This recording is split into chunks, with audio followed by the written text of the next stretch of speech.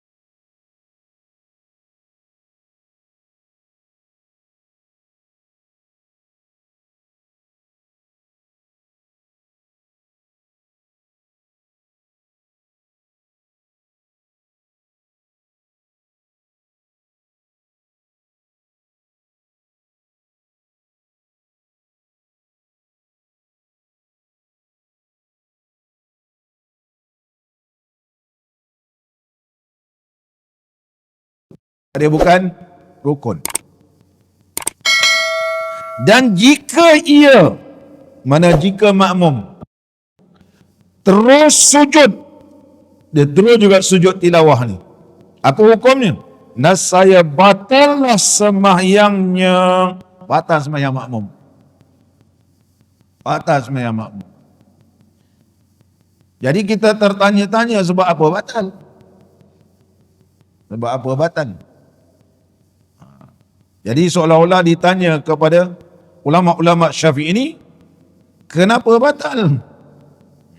Limadha batalat salatul ma'mum? Kenapa batalnya sembahyang makmum?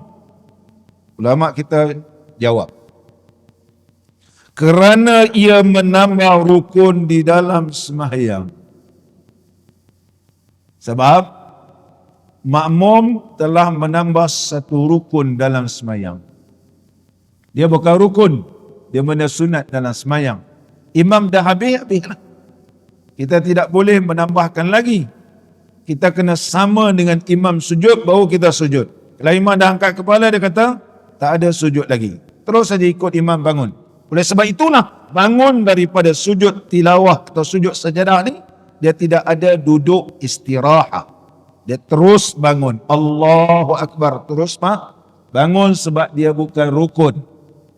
Itu kena ingat. Dia bukan rukun.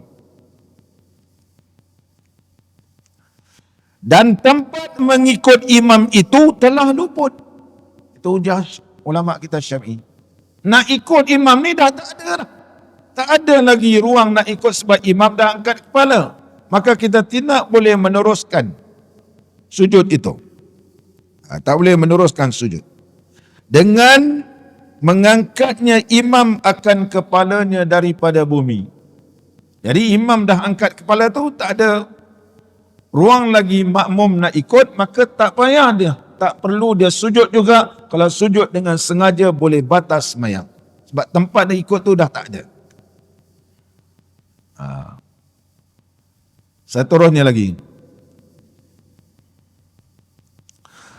sebelum meletakkan makmum dahinya atas bumi. Tapi kalau dia dah letak dahi, imam dah angkat kepala, dia boleh terus baca.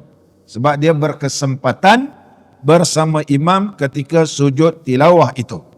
Begitu.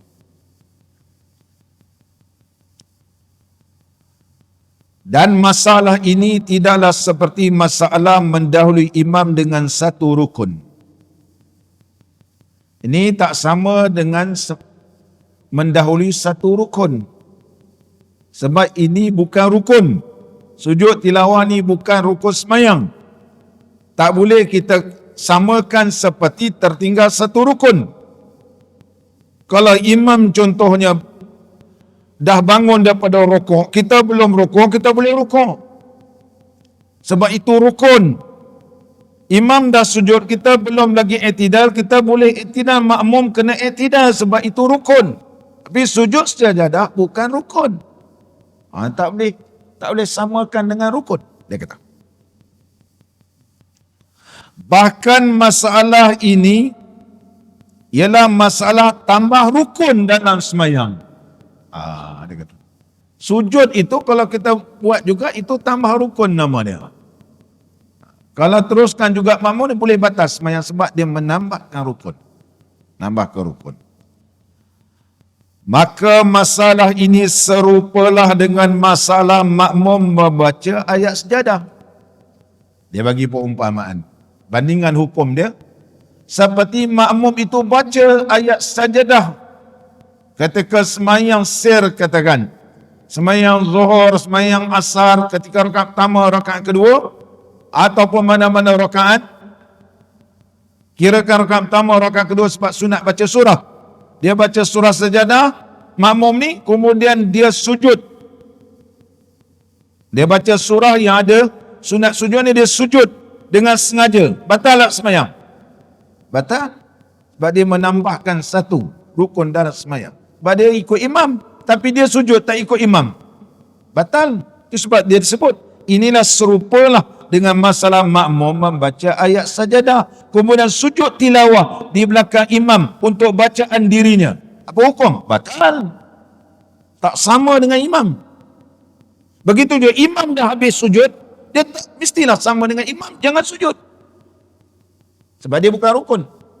Kalau dia sujud juga sedangkan imam dah tak sujud, maka batallah sembahyang. Itu bandingan yang dihujahkan oleh ulama-ulama kita mazhab Imam Syafi'i. Mana ambilan pandangan ini? Tuan Syekh kita sebut demikianlah mana hukum ini telah dibahaskan oleh siapa?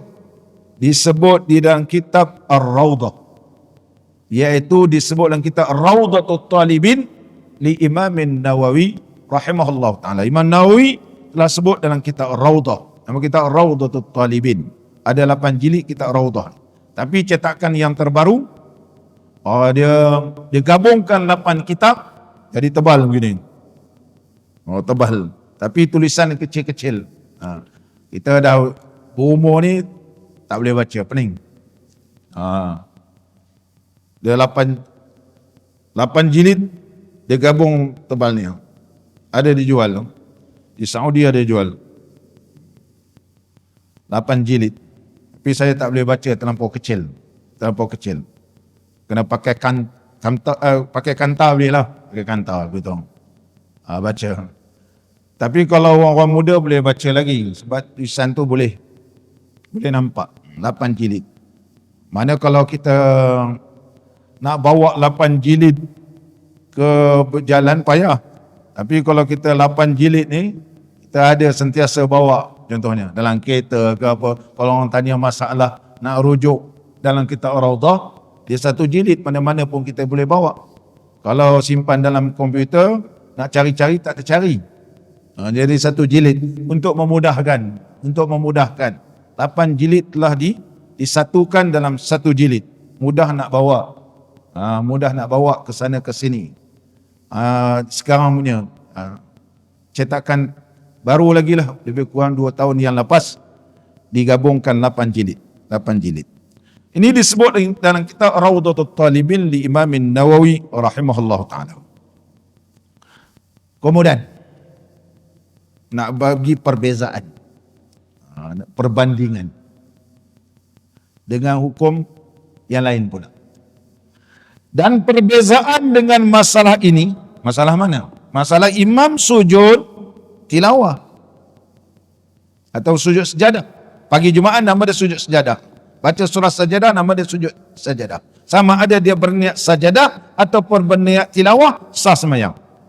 Kalau dia sujud sajadah, imam sujud sejadah, kemudian imam dah angkat kepala, makmum turun nak sujud, tak boleh terus sujud. Apa bandingannya?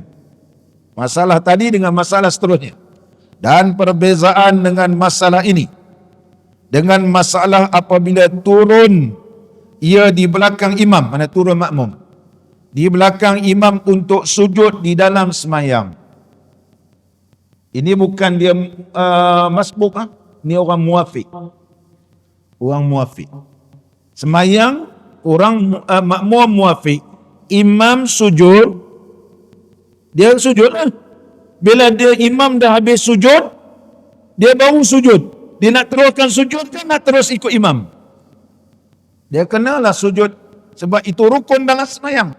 Dan dia seorang makmum yang muafiq. Berbeza masbuk. Masbuk ada pembahasan yang lain. Dia sembahyang seorang yang muafiq, imam dah habis sujud, dia kena sujud sebab itu rukun dalam sembahyang. Rukun lah. Berbeza tadi bukan rukun. Ini dia bagi contoh. Dan perbezaan dengan masalah ini dengan masalah apabila turun makmum di belakang imam untuk sujud di dalam sembahyang. Maka belum sempat lagi makmum sujud di dalam sembahyang, tiba-tiba imam mengangkat kepalanya. Kena terus nak sujud. Maka makmum wajib juga teruskan, sebab itu rukun urutan sembahyang. Wajib makmum teruskan sujudnya dan mendapat imamnya di dalam qiyam, kerana sujud itu adalah sulbus salah, kerana ia adalah tulang belakang sembahyang, sebab dia rukun. sebab dia rukun. Dia ada sulbus salat, iaitu sulbi kepada salat, sebab dia rukun. Bersalahan sujud tilawah bukanlah dia rukun, bukanlah ia daripada sulbus salat, bukanlah ia daripada min sulbis salat, daripada rukun, daripada semayang. Tak sama, ini sunat, ini rukun. Tapi kalau makmum masbuk, hukum lain. Contohnya makmum Allahu Akbar, dia baru sampai di takbiratul ihram, mendapati imam dalam keadaan sujud, dia pun nak sujud. Bila dia nak sujud, imam bangun daripada sujud, dia nak terus sujud ataupun tak sujud. Kita tunggu jawapan dia di belakang. Ini muafiq.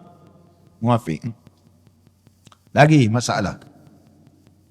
Dan jika membaca oleh makmum ataupun munfarid, orang yang sembahyang seorang diri, ayat sajadah dengan tujuan untuk sujud sajadah. Dia baca surah sajadah ni tujuan untuk sujud sajadah ataupun sujud tilawah, nescaya batal sembahyang ni. Nescaya batal sembahyang. Apa maksudnya? Sengaja pilih. Pilih ayat betul-betul nak sujud je. Contohnya baca akhir surah Alaq, wasjud waqtarib. Dia baca surah itu, ayat itu je. Innama yu'minu bi ayatina allazina idza zukkiru bi kharru sujjadan wa sabbahu bihamdi rabbihim wa hum la yastakbirun. Satu ayat je, Allahu Akbar, dia nak sujud. Dia baca kerana nak sujud, tak boleh. Tetapi kalau dia membaca surah kemudian bertembung ayat itu, itu boleh. Itu maksudnya sengaja baca. Dan jika membaca oleh imam atau orang yang sembahyang seorang diri, ayat sajadah, dia baca ayat sajadah, ada 14 tu, dengan tujuan untuk sujud sajadah atau sujud tilawah, apa hukumnya? Nescaya batalah sembahyangnya. Tapi kalau dia baca kasat dan sujud dan lainnya, apa dia? Dia baca surah ayat sajadah ni kerana itu sunat baca surah di dalam sembahyang. Mana lepas surah Fatihah, sunat baca surah. Jadi dia berniat baca ni untuk berniat baca surah, baca ayat-ayat Quran atau baca surah selepas surah Fatihah, dalam waktu sama dia niat dia nak sujud, tak batas sembahyang. Sebagaimana disebut dalam kitab fiqh, amma law qara'aha biqasdi sujudi wa ghairihi.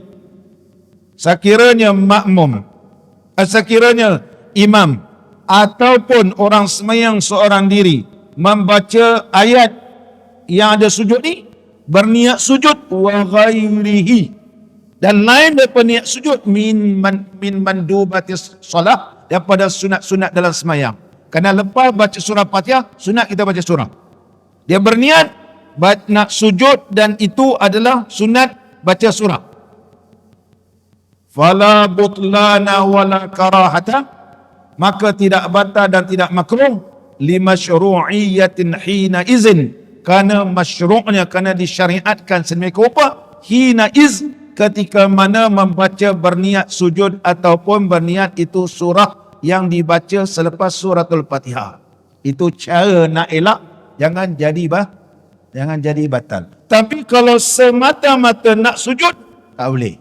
Sebab selepas surah Fatihah sunat baca surah, kena niat itu surah, bukan lepas baca surah Fatihah kerana nak sujud. Tak boleh, tak ada syariat. Baca surah Fatihah, lepas tu baca ayat ni nak sujud, tak ada syariat. Tetapi lepas baca surah Fatihah, baca surah, kebetulan dia ada ayat ni, maka hukumnya tak batas sembahyang. Kena tahu beza dia. Macam mana boleh jadi batal, macam mana tak jadi batal. Begitu. Ini dihujahkan oleh ulama-ulama. Kalau tidak kita tak faham. Kalau kita baca kitab Buyatul Tullab, dia tak detail, disebut berniat, batal dan batal begitu. Jadi susah. Kalau baca kitab Baghayatul Tullab. Muslimin dan muslimat yang dirahmati oleh Allah Ta'ala. Itu sebab kalau kita baca kitab Baghayatul Tullab, sekira membaca ayat sajadah, berniat sujud sajadah, batal sembahyang, pening kita. Sebab berniat, baca tu nak sujud, itu yang tak boleh. Tapi berniat itu surah dan sujud tak batal sembahyang. Ini disebut dalam kaedah fiqh al-umuru bimaqasidiha, iaitu segala perkara itu berdasar dengan niat, dan niat ini ada pecahannya, iaitu at-tasyriku bin niyah, gabungan niat. Ada kala gabungan niat itu boleh, ada gabungan niat tak boleh. Contohnya ada orang sembelih ayam, berniat sembelih ayam ni bismillah kerana Allah, tapi dia gabung niat kerana nak bagi makan saka. Orang yang ada saka, jadi dia sembelih ayam sebab saka ni dah datang ke rumah dan menggaru-garu belakang rumah. Kalau orang belah-belah Perak ni, dia nama akuan, sebab dia akuan aku janji. Ada akuan. Oleh sebab itu nama setengah tempat sebut, dia tak sebut saka, dia ada akuan dia, sebab dia ada akuan janji. Tiba masa ni kena buat kenduri. Datanglah dia belakang, kadang-kadang dia bentuk harimau, garu. Cucu ni nampak, rimau. Rimau. Dia bukan setakat boleh datang di kampung, bunyi ni. Kadang-kadang kita duduk di bandar pun dia garu. Kita kenal macam orang tu boleh nampak, keturunan dia boleh nampak macam harimau, maknanya tok dia punya. Beritahu tok, kita tak buat kenduri. Tak buat kenduri. Kena buat kenduri. Jadi nak bagi, darah ni nak bagi si saka ni. Sembelih ayam, niat bismillah, tapi waktu yang sama darah ni nak bagi si saka minum. Syirik. Perbuatan itulah syirik. Kata syirik. Ataupun ada tok imam ni dipanggil untuk sembelih kambing. Untuk apa? Untuk berhala. Berhala. Contoh kat Duyung dulu ada satu tokong. Jadi tok imam ni sembelih kambing. Dia kata, siapa nak boleh bagi aku 300? Dia kata, boleh kau bagi aku 300? Aku sembelih. Dia kata, lantak dia lah dia nak bagi kat berhala dia. Jadi sembelih ni memanglah tok imam sembelih bismillah, tapi untuk memberi makan kepada hantu setan ni, hukum dia syirik. Nama dia at-tasyriku bin niyah, gabungan niat yang membawa pada syirik. Ni gabungan niat ini boleh menyelamatkan daripada batal. Dia kena gabung niat itu surah, kemudian dia nak sujud, dia tidak menjadi batal. Inilah dinamakan gabungan niat yang menyelamatkan daripada tak batal. Itu dia. Sama balik kita. Dan ramai, Tuan Syekh kita sebut, dan ramai daripada para imam yang jahil menghimpunkan ia pada semayang beberapa ayat yang mengandungi sujud tilawah untuk tujuan sujud pada sekaliannya. Wa kasirun minal jahalah al-a'immah. Terdapat ramai imam-imam masjid ni, dia kumpulkan ayat-ayat ni untuk sujud dia. Ni pagi Jumaat ni dia baca hujung dia. Dia ambil pendek dia, berniat nak sujud. Tak boleh. Kena niat itu surah dan dia sujud. Kena niat itu surah dan sujud, bukan niat nak sujud. Tak ada dalam semayang baca surah kena nak sujud. Jangan baca tu nak sujud. Baca surah kebetulan ada sujud, kita sujud. Kena niat gitu. Dia kata ramai tu imam ni jahil. Wa kasirun min jahalah. Jahalah ni kalau dalam Arab jamak qillah. Jamak qillah makna 3 hingga ke 10 saja. Tak adalah sampai berjuta-juta orang, beribu-ribu orang yang jahil. Mana segelintir imam-imam ni ada yang jahil. Dalam bahasa Arab disebut jahalah. Jahalah ni jamak kasrah. Mana taklah ramai.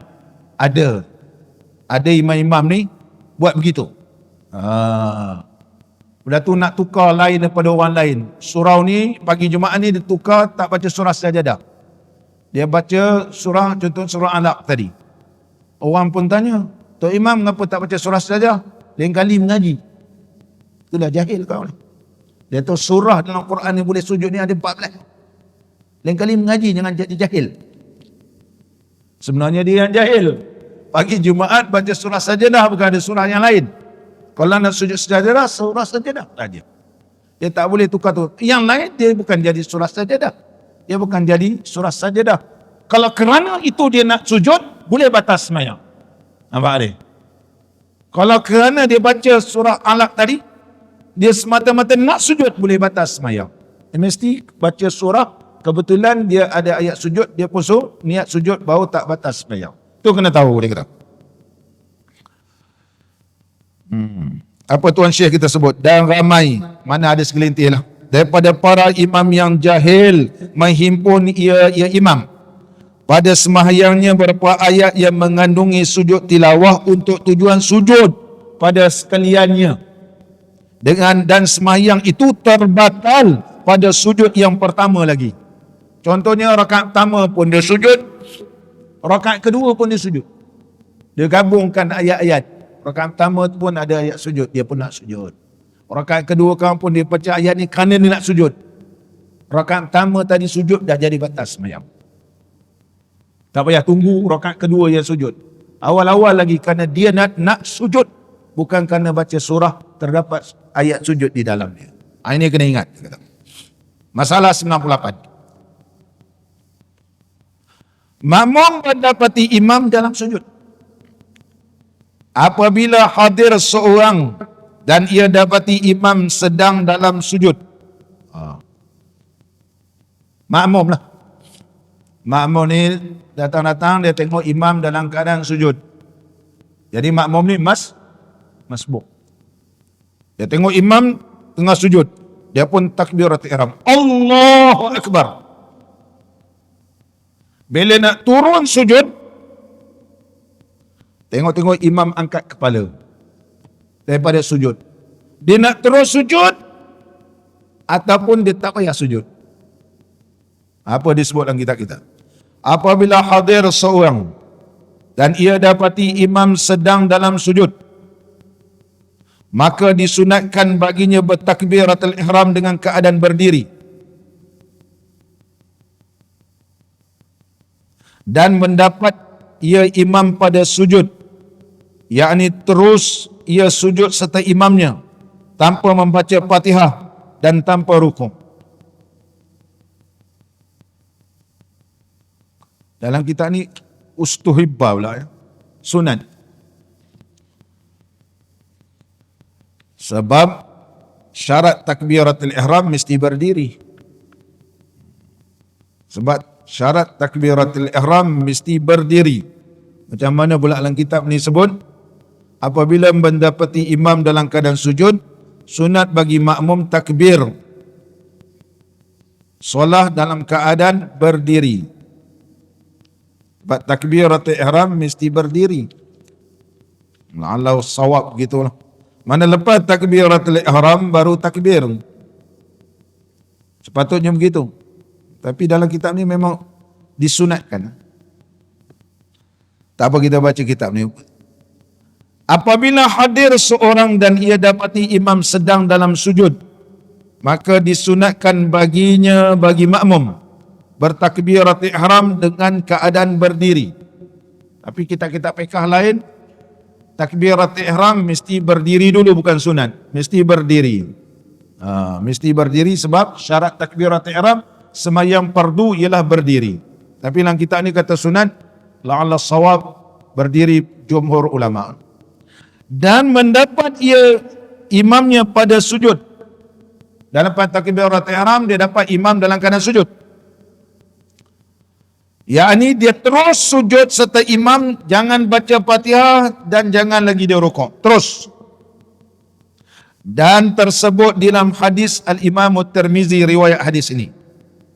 An Abdullah ibn al-Mubarak annahu sami'a min ahli al-ilmi anna man sajada hazi sajdata lam yarfa' ra'sahu hatta yughfara lahu.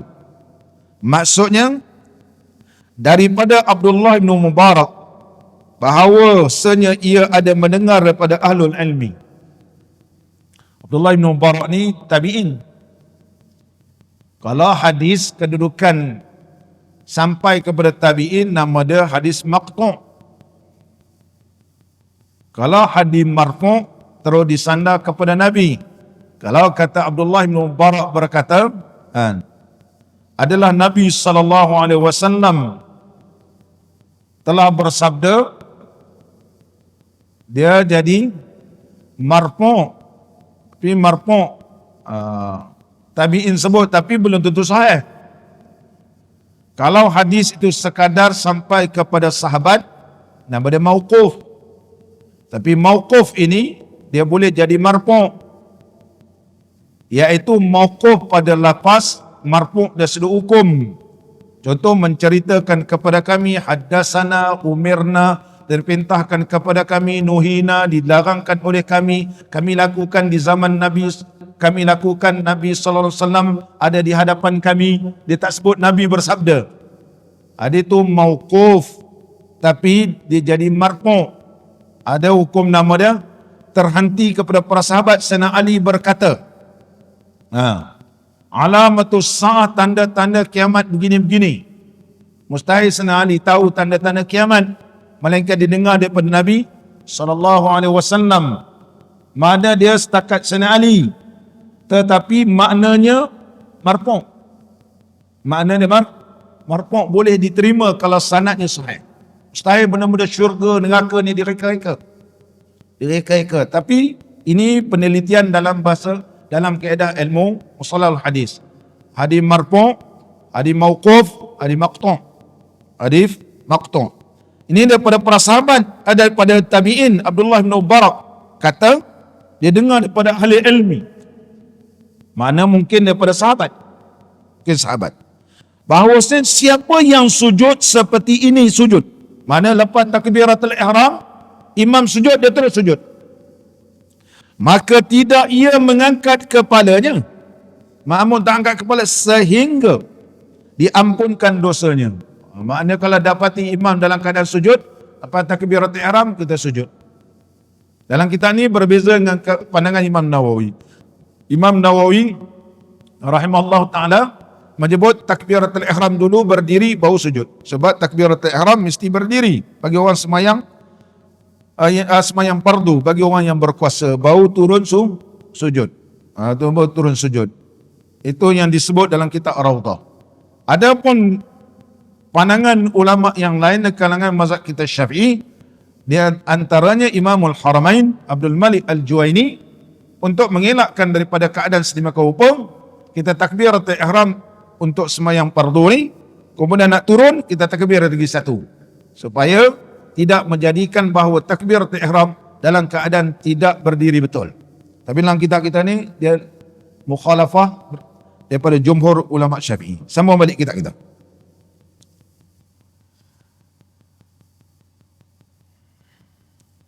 Inilah yang disunatkan bagi imam. Imam ni kalau dia rasa ada makmum di belakang turun sujud, tunggulah, jangan angkat dulu kepala. Bila ada di belakang usalli fardal asri contohnya, kuat-kuat dia usalli ni, mana dia nak beritahu untuk imam jangan angkat dulu kepala. Allahu Akbar.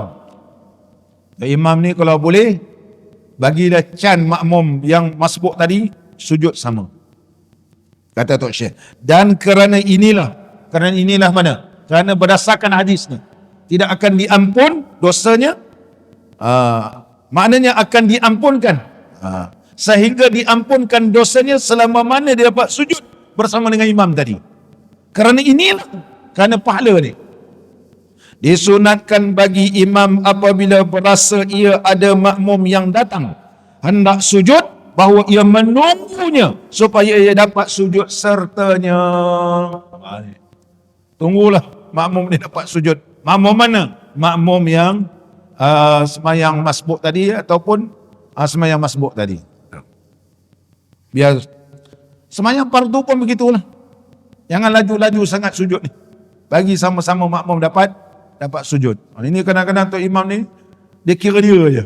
Kita pun jadi tercungap-cungap nak ikut tok imam ni. Dan apabila bertakbiratul ihram oleh makmum, ni cerita makmum lagi, dan turun ia makmum untuk sujud, dia pun takbiratul ihram nak sujud. Apa takbiratul ihram dia sujud, maka tiba-tiba imam mengangkat kepalanya. Ini makmum masbuk kan? Tadi makmum muafiq, ini makmum masbuk. Dia dapati imam dalam keadaan sujud, dia pun takbir Allahu Akbar. Dia sembahyang fardu, dia pun turun nak sujud. Bila dia turun nak sujud, tengok imam dah angkat kepala. Macam mana? Maka tiba-tiba imam mengangkat kepalanya sebelum bahawa makmum meletakkan dahi ke bumi tempat sujud. Maka bandingannya seperti yang tersebut pada sujud tilawah, bahawasanya hendaklah makmum kembali bersama imamnya. Makmum tak boleh terus sujud. Sebab apa? Itu bukan tempat sujud dia. Sebab dia masbuk. Dia masbuk. Dan tidak boleh ia makmum sujud kerana sudah luput tempat ikutannya. Sama dengan sujud tilawah tadi. Dan seperti bandingannya itu juga, lagi dia punya contoh, apabila dapati makmum akan imamnya pada sujud yang pertama, tak kira lah sujud pertama ke, imam duduk antara dua sujud, ya terus duduk antara dua sujud, jangan nak sujud pertama lagi. Dia lepas takbiratul ihram, dia dapati imam sujud. Bila nak sujud, tengok-tengok imam dah bangun pada sujud, imam duduk antara dua sujud, jangan sujud, duduk antara dua sujud terus. Begitu. Itu bandingan dia. Seperti bandingan itu juga apabila dapati makmum akan imamnya pada sujud yang pertama, dan ia pun turun untuk sujud sertanya, maka tiba-tiba imamnya mengangkat kepalanya dan duduk ia antara dua sujud, maka hendaklah makmum itu duduk sertanya di antara dua sujud itu. Makmum jangan sujud, duduk antara dua sujud sama dengan imam. Dan apabila imam turun sujud yang kedua, tapi kalau imam sujud kedua, dia kena ikutlah, maka hendaklah ia ikut sujud sertanya. Dan telah terdahulu sebutnya, jangan ia qada, jangan ulang pula sujud yang dia tak dapat tadi. Sebab dia ikut imam, ikutlah apa? Sebab rakaat dia pun bukan sempurna. Dia seorang yang masbuk. Dia kata jangan diulang sujud yang pertama tadi, jangan diulang. Ini kaedah menjadi makmum. InsyaAllah kita semua akan datang. Mudah-mudahan pertemuan kita diberkati dan diridai oleh Allah Subhanahu wa ta'ala.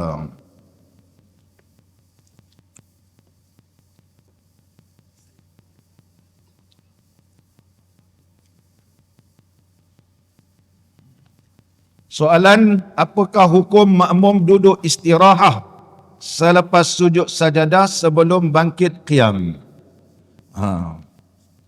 Kalau sengaja batal semayang. Kalau sengaja batal semayang kerana tidak ada duduk istirahat. Kerana duduk istirahat itu adalah perpindahan rukun. Jadi tidak ada, tak kiralah dia makmum ataupun imam. Kalau sengaja batal semayang, kalau tak sengaja tak batal semayang. Tak batal semayang. Dan kalau sengaja batal, kalau tak sengaja tak batal. Kemudian dia baru teringat, dia teringat itu sebenarnya tak sunat dia duduk antara duduk istirahat, dia boleh sujud sahwi. Boleh sujud sahwi, kerana kalau dengan sengaja dia boleh batal. Boleh batal. Mana-mana kalau sengaja boleh batal, tetapi tidak sengaja, sunat sujud sahwi. Sunat sujud sahwi. Ini perlu diingatkan bagi mereka yang sujud tilawah, tidak ada duduk istirahat. Tak ada duduk istirahat. Kita kadang-kadang tengok bila sembahyang terutama pagi Jumaat, ada setengah ni duduk istirahat. Duduk istirahat, tak ada duduk istirahat. Wallahu a'lam. اللهم صل على محمد يا رب صل عليه وسلم. اللهم صل على محمد يا رب صل عليه وسلم. إن قيل زرتم بما رجعتم يا أكرم الخلق ما نقول.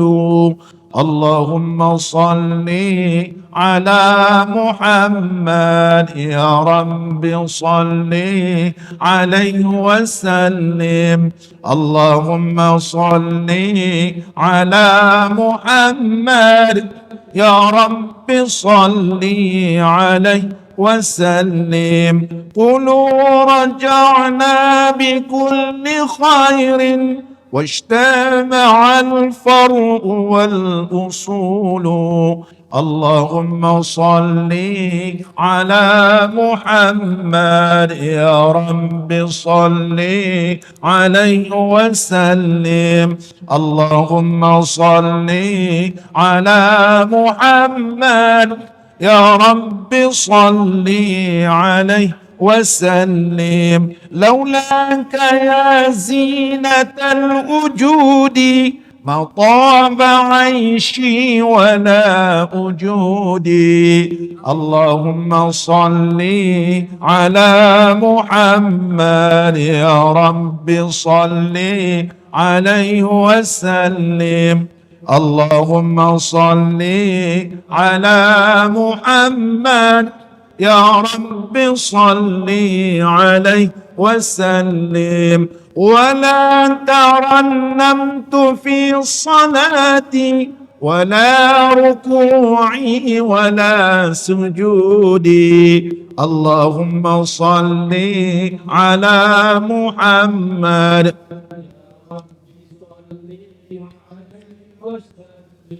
اللهم صل على محمد يا رب صل عليه وسلم. أيا ليالي الرضا علينا عودي ليخضر منك عودي. اللهم صل على محمد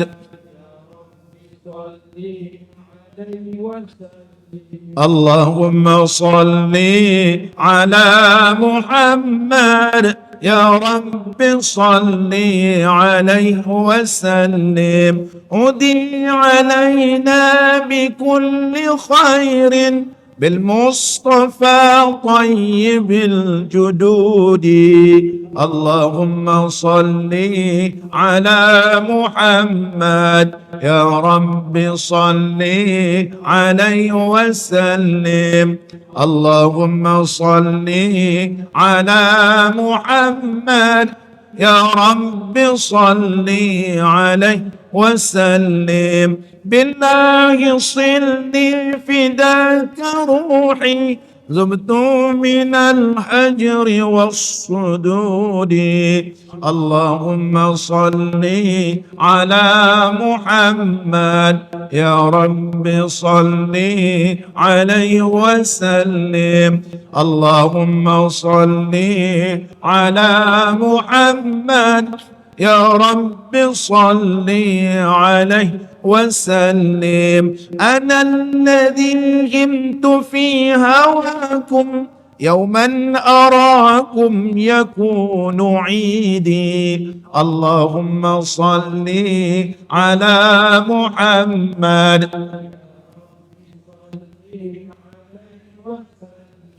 اللهم صل على محمد يا رب صل عليه وسلم. ثم الصلاة على نبينا وآله الركع السجود. اللهم صل على محمد يا رب صل عليه وسلم. أعوذ بالله من الشيطان الرجيم. بسم الله الرحمن الرحيم. الحمد لله رب العالمين حمدا يوافي نعمه ويكافئ مزيده. يا ربنا لك الحمد كما ينبغي لجلال وجهك الكريم وعظيم سلطانك. اللهم صل على سيدنا محمد صلاة تبلغنا بها العمرة وحج بيتك الحرام وزيارة حبيبك ونبيك سيدنا محمد عليه أفضل الصلاة والتسليم في صحة وعافية وسلامة ولطف وبلوغ المرام. اللهم لا تمتنا حتى نرى باب السلام ونصلي خلف المقام إبراهيم عليه السلام ونشرب ماء الزمزم في مسجد الحرام ونزور حبيبك ونبيك سيدنا محمدا صلى الله عليه وسلم بيسر ولطف وبلوغ المرام. اللهم ألف بين قلوبنا وأصلح ذات بيننا واهدنا سبل السلام. اللهم اجعل اجتماعنا بالرحمة وافتراقنا بالمغفرة وخاتمتنا بالسعادة وألهمنا الرشد والحكمة. ربنا آتنا في الدنيا حسنة وفي الآخرة حسنة وقنا عذاب النار. وصلى الله على نبينا وحبيبنا وشفيعنا سيدنا محمد وعلى آله وبارك وسلم والحمد لله رب العالمين. تقبل الله منكم.